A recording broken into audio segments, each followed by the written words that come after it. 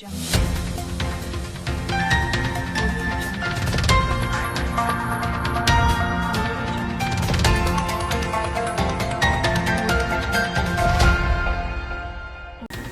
syndicats de l'EDM proposent des états généraux sur la problématique de l'énergie du Mali. Ils ont organisé une conférence de presse pour donner l'information sur la situation réelle de l'EDM. L'Union nationale des travailleurs du Mali, l'UNTM, a de nouveau déposé un préavis de grève allant du 17 au 21 mai 2021 sur la table du gouvernement pour cause de non-application du procès-verbal de conciliation signé le 5 février 2021. Ces derniers jours, le Mali a connu une vraie frénésie de grève avec notamment les comités syndicaux des DFA, DRH, DFM, la Synergie, mais aussi l'UNTM, entre autres. Quelles conséquences pour l'économie du pays? Élément de réponse avec Modibo Mao Makalou, économiste. C'est tout pour le sommaire de cette édition. Bonjour mesdames et messieurs et bienvenue dans ce journal. Comme je le disais en titre, les syndicats de la Société Énergie du Mali, EDM-SA, le CIMACOM, le Soutelé et le SILSEM ont organisé ce vendredi 30 avril 2021 une conférence de presse afin d'informer la population sur la situation réelle de l'EDM concernant les délestages. Pour plus de détails, suivant ce reportage signé Mariam Keïta, Roger Kanouté.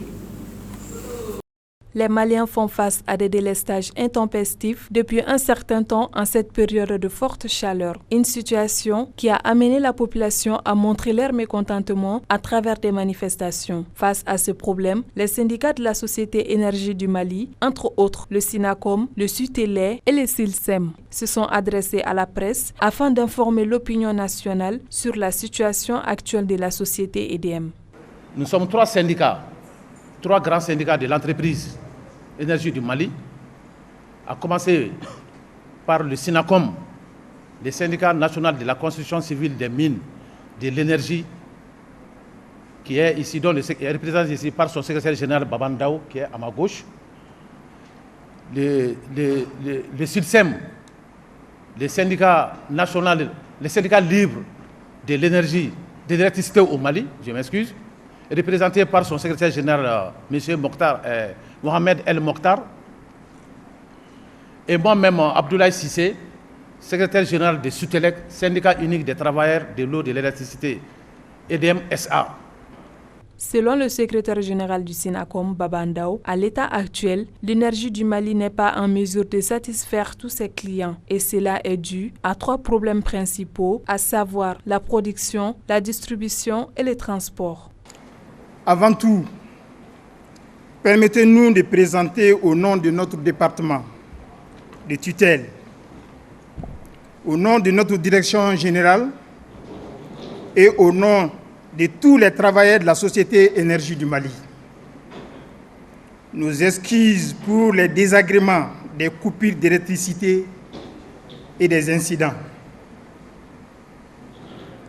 À tous nos clients et tous les Maliens de près ou de loin qui trouvent ici tous nos regrets de ne pas pouvoir les satisfaire à hauteur de souhait. Chers camarades journalistes, cette conférence de presse est une initiative des syndicats de la Société Énergie du Mali, qui a pour but d'informer de la situation actuelle de la société que chacun de nous connaît plus ou moins. Cette situation, il faut le reconnaître, a fait beaucoup de peine à la population malienne. Nous sommes obligés en tant que syndicat de sortir aujourd'hui pour donner plus d'amples informations à vous, les informateurs, pour aider la Société Énergie du Mali, pour aider les travailleurs de la Société Énergie du Mali à véhiculer ce qui se passe réellement dans la société. L'énergie du Mali a pour mission de produire, de transporter, de distribuer sur toute l'étendue du territoire de la République dans la mesure du possible. Il se trouve aujourd'hui que l'énergie est confrontée à tous ces problèmes. Les problèmes de production. Tout le monde connaît qu'à Bamako seulement, la demande dépasse l'offre. C'est ce qui amène tous ces problèmes. Si nous avons ces problèmes de production, il faut aussi ajouter à ça le problème des transports. Le transport, c'est quoi? C'est amener le courant de Bamako peut-être à Kati, de Bamako dans un quartier à un autre quartier. Il faut un circuit de transport d'électricité pour amener chez les clients. Nous avons ce problème crucial aujourd'hui. Le troisième problème, c'est quoi? C'est le problème de distribution. Le problème de distribution, il y en a. Le courant étant dans les différents quartiers, il faut les distribuer aux utilisateurs que nous appelons nos clients. C'est les trois problèmes que l'énergie connaît aujourd'hui. L'état actuel de l'énergie n'est pas en mesure de satisfaire tous les clients et cela est dû à des problèmes que je viens de citer. Et même nos pièces de rechange aujourd'hui ne sont pas capables de satisfaire des assurés à hauteur de souhait. En plus de l'insuffisance de pièces de rechange, il y a une insuffisance des cadres adéquats de travail. Nous peinons avec nos installations vétustes de donner satisfaction à la population, sans compter l'insuffisance du personnel. Le peu de personnel que nous avons, c'est débat, jour et nuit, pour donner satisfaction à nos clients.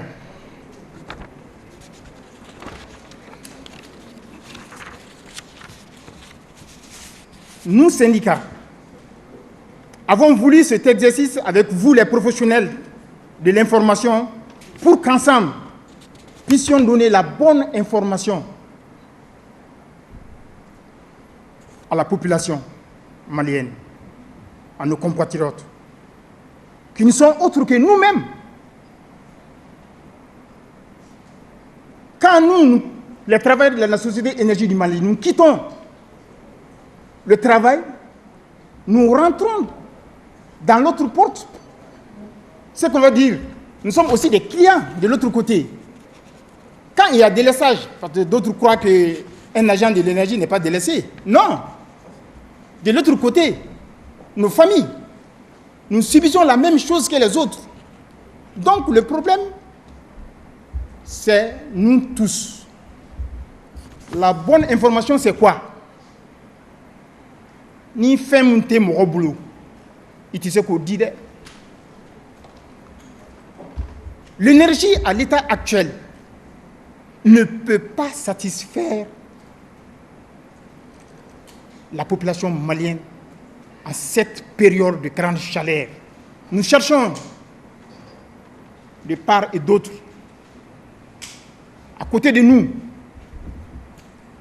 de l'électricité pour combler le déficit chez nous.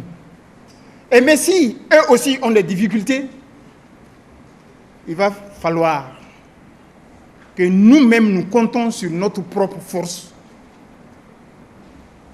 Comment sortir de ces problèmes énergétiques en République du Mali? Si on ne fait pas cet exercice, nous allons chaque année provoquer ces conférences de presse pour donner des informations, alors que ça ne résout pas le problème. La population n'a pas besoin de ça. La population a besoin d'avoir de l'électricité nuit et jour. C'est le devoir de la Société Énergie du Mali. Il a aussi souligné que l'énergie du Mali est endettée à plus de 300 milliards de francs CFA et que l'État n'investit pas assez pour remédier à ce problème. La Société Énergie du Mali est endettée à plus de 300 milliards. Plus de 300 milliards d'endettement au début énergie là. Toutes les banques de la place en République du Mali. Énergie Djouroubefou Kano.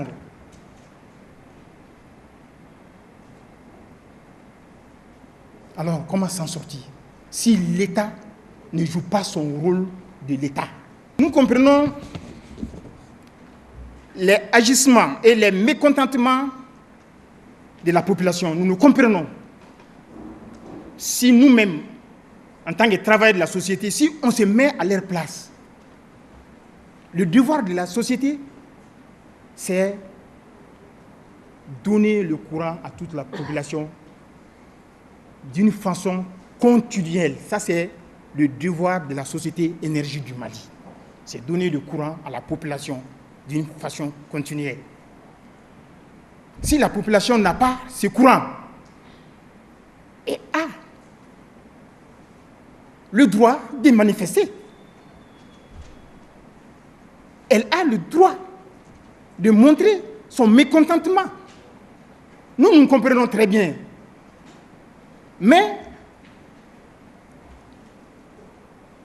il est de notre devoir de les expliquer qu'est-ce qui amène tous ces désagréments. Je vous avoue, ça sera un échec total. Maintenant, on est là ensemble. Et que ceux qui ont des bonnes idées, ceux qui ont des gens, des contacts, qui peuvent nous amener des bailleurs pour que Amé Énergie boit d'Ignan. C'est la seule solution en Kamira Kontara au fanflade là. Notons que les syndicats de l'EDM proposent des états généraux sur la problématique de l'énergie au Mali afin de trouver des solutions adéquates. C'est dans un préavis de grève en 7 points de revendication que l'Union nationale des travailleurs prévoit d'observer une grève de 96 heures allant du lundi 17 mai au vendredi 21 mai. Cette grève, selon l'UNTM, se poursuivra du lundi 24 au vendredi 28 mai et elle se réserve le droit de continuer la grève à partir du lundi 31 mai en lui donnant un caractère illimité. Écoutons Issa Bengali, secrétaire administratif de l'UNTM. Nous avons décidé de déposer un préavis de grève suite à la non-exécution du prévu de conciliation qui était convenant du gouvernement, l'Union nationale des travailleurs et le CNPM depuis le 5 février 2021. Et on était convenu sur un PV des points d'accord, c'est des acquis qui étaient là déjà. Malheureusement, le gouvernement n'a pas bougé, aucun point n'a été satisfait de nos jours. Il y a certains points qui devraient même prendre fin depuis le 31 mars 2021. Même en avril, vous avez un point qui devrait prendre fin également en avril, le 30 avril aussi. Ils sont au nombre de 8 sous-points. Et ces 8 sous-points, aucun point n'a eu une solution. Donc vous comprenez déjà que sur tout l'ensemble du PV qui a été signé, il n'y a pas eu aucun point n'a été exécuté. Ce qui dénote déjà la mauvaise volonté du gouvernement à ne pas honorer ses engagements. Quand même, pendant les négociations, le gouvernement avait dit qu'ils ne seront pas comme les autres gouvernements. Et de tout ce qui a été accepté, vraiment, ils allaient l'exécuter. Malheureusement, puisqu'il n'y a pas eu aucun point de satisfaction là-dessus, nous sommes revenus à la charge. C'est pourquoi nous avons déposé un préavis de grève. Il sort nous faire entendre pour qu'au moins ce qui est convenu que l'État puisse s'exécuter. Parce que d'abord, il ne faut pas oublier que nous sommes des mandats. Et les gens qui nous ont mandatés, nous sommes là au compte des travailleurs. Et tous ces acquis qui sont là ont été portés à la connaissance des travailleurs. Dans le nouveau préavis de grève, nous avons des partenaires. D'abord, ce qui concerne l'UNTM proprement dit, nous avons sur le préavis qu'on a déposé, il y a 7 points de revendication. Les 7 points de revendication, il y a le premier point qui a trait à l'extinction du protocole du 5 février. Donc il n'y a pas de négociation, c'est une mise en œuvre déjà. Et le deuxième point, ça, c'est la Comatex. Vous comprenez aujourd'hui que la Comatex, aujourd'hui, est fermée. Elle est fermée par la mauvaise volonté de ceux qui ont la gestion de cette entreprise aujourd'hui, qui, pour des intérêts partisans, sont en train de mettre en danger la vie des milliers de travailleurs qui sont là. Donc nous avons dit, par rapport à cela, si l'État devrait aller à une liquidation quelconque de cette entreprise, que l'État lui-même prenne la société, pour nous éviter ce qu'on a constaté dans le temps, notamment avec certaines entreprises comme Wicoma et autres là, où nous avons vu que la prévention n'a pas été du tout bénéfique. Donc nous exigeons à ce que le gouvernement puisse reprendre carrément la Comatex au cas où il y a liquidation. Donc ça, c'est un autre point. Les autres points qui viennent, les 5 points qui sont agrégés à ça, c'est les syndicats partenaires. Et pour vous rappeler que l'UNTM est en partenariat avec une plateforme qui est composée de 4 syndicats, les SLICMAT, les SNAC, c'est les syndicats de l'administration territoriale. Vous avez les ADR aussi, les agents de développement des régions régionales. Il y a aussi le Syntract.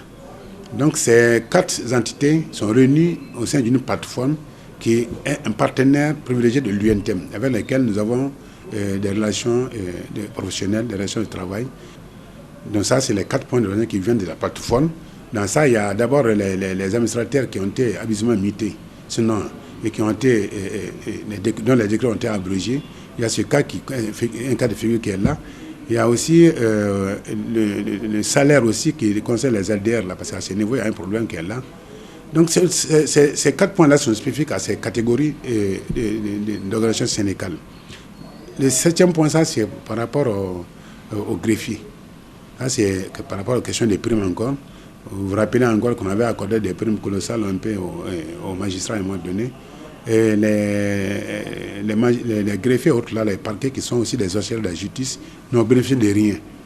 Donc il faut que justice soit faite et également que ces gens puissent quand même bénéficier aussi des mêmes primes. Donc ça, c'est des points qui sont là, que nous avons mis. Mais c'est d'ailleurs des accords.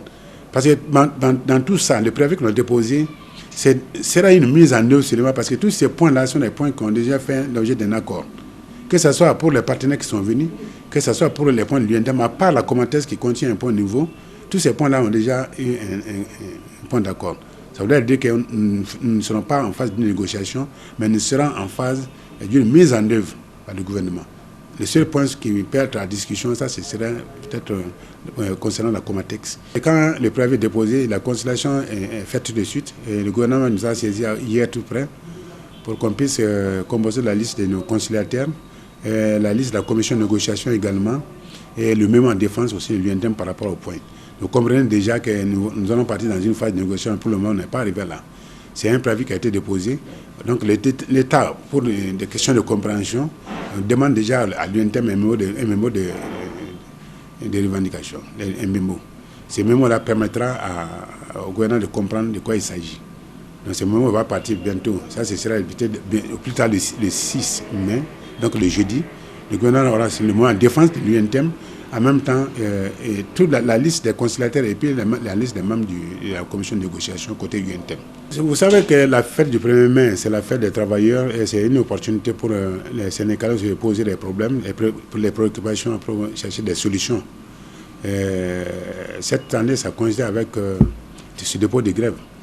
Ce que nous avons demandé à nos militants, c'est de rester mobilisés autour de la chose, parce que c'est une cause qui est très noble. Je pense que c'est des gens auxquels on avait déjà dit qu'il y avait des acquis, mais qui n'ont pas s'est retombé jusqu'à présent. Donc le préavis est posé, on a demandé aux militants d'être vraiment à l'écoute et de se mobiliser pour qu'on puisse faire une réussite. En rappelant également qu'il y a la Covid-19 qui est toujours là, et c'est la raison pour laquelle vous avez vu qu'on envoie une défilé cette année. Sinon, l'UNTM fait des défilés cette année, mais ça fait 2 années consécutives qu'on n'a pas fait de défilé, uniquement pour respecter les mesures barrières éditées par les plus hautes autorités de ces pays. La date de la grève, c'est du 17 mai au 21. Donc une grève de 5 jours normalement. Et s'il n'y a pas satisfaction, la grève sera renouvelée encore. Et elle peut prendre le caractère d'une grève illimitée d'ailleurs, s'il n'y a pas satisfaction par rapport à ce que nous demandons. Donc c'est vous dire aujourd'hui de vous mobiliser parce que vous êtes, même en tant que reporter, vous êtes tous des travailleurs. Et ce que l'on entend de défendre aujourd'hui, c'est pour tous les travailleurs. Et je pense que nous devons rester toujours mobilisés pour vraiment pouvoir avoir ce que nous demandons aujourd'hui, parce que ce n'est pas parce que nous voulons forcer les gouvernements en place avec les jeux, mais parce que nous avons des préoccupations et qu'il faut les satisfaire. Et ces nombreuses grèves dont le Mali fait face actuellement de la part des travailleurs de différents organismes paralysent l'activité de beaucoup de secteurs, une situation qui a de lourdes conséquences sur l'économie du pays. Selon Modibo Mao Makalou, économiste, il y a un déficit de 653 milliards de francs à combler dans le budget de l'État. Écoutons-le pour plus de détails. Le droit de grève est un droit constitutionnel, mais c'est aussi un droit humain. Mais la grève est toujours encadrée par la loi. Donc nous sommes dans le juridique aussi. Il s'agit de comprendre que l'activité économique dans nos pays est très fragile en ce moment. Parce que d'abord, à cause de la pandémie sanitaire qui a fragilisé déjà le tissu économique et social, et sans parler aussi de la crise multiforme, multidimensionnelle que nous vivons, qui est politique, qui est économique, qui est sociale, qui est sécuritaire, qui est alimentaire, qui est nutritionnelle et qui est aussi humanitaire, parce que nous avons beaucoup de déplacés dans notre pays. Donc tout cela amoindrit les chances d'améliorer les conditions de vie des populations. Parce que si vous voyez la structure de l'économie, si nous prenons notre production nationale, ce qu'on appelle le produit intérieur brut, qui évalue l'ensemble des biens et des services produits au cours d'une année dans notre pays. Cela comprend la consommation des ménages, les investissements des entreprises, les dépenses publiques, les exportations et les importations. Mais notre tissu économique est fragile parce que 40% de notre économie, c'est déjà le secteur primaire, c'est-à-dire le développement agro-pastoral. Et vous savez que la culture du coton n'a pas été un franc succès cette année et que cela a impacté non seulement la production des céréales sèches, mais aussi la production de l'aliment bétail, mais aussi des oléagineux, l'huile, le savon et l'élevage même. Vous savez, l'économique est basée sur le fait que nous avons des besoins illimités et des ressources illimitées. Donc si vous prenez même le budget de l'État malien, il est insuffisant. Cela fait 60 ans depuis les indépendances que le budget de l'État n'a jamais été équilibré. C'est-à-dire que les ressources et les dépenses n'ont jamais été équilibrées. C'est-à-dire l'égalité entre les ressources et les dépenses. On a toujours dépensé plus que nous n'avions de ressources. Et cette année, cela ne change pas. Nous allons avoir un déficit budgétaire, c'est-à-dire que nous allons avoir besoin de ressources supplémentaires de près de 700 milliards, 653 milliards exactement, pour combler les besoins de dépenses de l'État malien. Donc l'État n'a certainement pas les moyens, mais aussi avec la pandémie, le produit intérieur brut, dont je vous ai parlé plus tôt, la production nationale et la richesse nationale, va chuter non seulement parce qu'il y a la crise sanitaire, parce qu'il y a la crise multidimensionnelle, mais si vous ajoutez les grèves aussi, qui vont paralyser l'administration publique, même si c'est pour une courte période, mais cela affecte non seulement le climat social, politique, mais aussi le climat social. Parce qu'on parle des hôpitaux, on parle des structures, de beaucoup d'autres structures. Donc ce sont des revendications sociales qui sont normales, parce que le besoin pour chaque être est d'améliorer sa consommation, d'améliorer son bien-être. Mais si le pouvoir d'achat baisse, parce que cette crise aussi, ces différentes crises, ne font qu'engendrer une hausse des prix des produits de première nécessité. Donc si les produits de première nécessité augmentent, cela baisse le pouvoir d'achat de nos concitoyens, donc qui se retrouvent dans des difficultés supplémentaires. Donc c'est légitime qu'il y ait des revendications catégorielles, mais tout cela doit se passer, à mon avis, autour d'une table de négociation. L'État ne peut pas tout faire, mais je pense que l'État peut faire quelque chose. Mais il faut que ce soit une négociation et qu'il y ait des compromis de part et d'autre. On ne peut pas tout faire, mais on peut se mettre d'accord sur l'essentiel et puis mettre quand même un calendrier d'exécution d'un certain nombre de décisions déjà pour apaiser le climat politique, social et économique. Vous savez, nous avons une population très jeune. 48% de la population du Mali a moins de 14 ans. Et vous avez 2 Maliens sur 3, près de 67% des Maliens ont moins de 25 ans. Donc, le déficit d'infrastructure, le déficit, la baisse du pouvoir d'achat affecte la consommation des ménages. Parce que si vous n'avez pas de revenus, vous ne pouvez pas consommer. Et comme je l'ai dit, si le prix des produits de première nécessité augmente, cela va faire que les gens vont consommer moins, et c'est parce qu'ils ont moins de revenus. Donc cela va impacter déjà les couches les plus fragiles, qui sont déjà les femmes et les jeunes, la majorité de la population. Donc la pandémie a déjà renforcé les inégalités, parce que ce sont ces couches qui ont déjà plus fragilisé. Si vous prenez le secteur de la restauration et de l'hôtellerie, il y a plus de 60% des personnes qui travaillent dans ce secteur qui sont des femmes et des jeunes. Et ceux-là sont fortement impactés par les mesures barrières. Et ces mesures barrières, il faut les respecter parce qu'il s'agit maintenant de sauver des vies humaines. Parce que la pandémie a un impact vraiment sur le bien-être des populations. Comme l'adage le dit, mieux vaut prévenir que guérir. Donc les mesures barrières permettent au moins de prévenir la maladie. Mais si les gens tombent malades aussi, il va falloir les soigner et cela coûte extrêmement cher. Et déjà, les dépenses de santé imprévues ont largement augmenté et tout cela ne fait qu'accroître le déficit budgétaire. Donc l'État doit chercher des ressources supplémentaires pour le secteur de la santé, mais aussi pour les autres secteurs qui sont directement impactés. Donc ce n'est pas facile pour l'État pour le moment, et bon, c'est encore moins facile pour les populations. Voilà ce qui met fin à ce journal. Merci de l'avoir suivi en ma compagnie. Très bonne suite de programmes sur Liberté Télévision.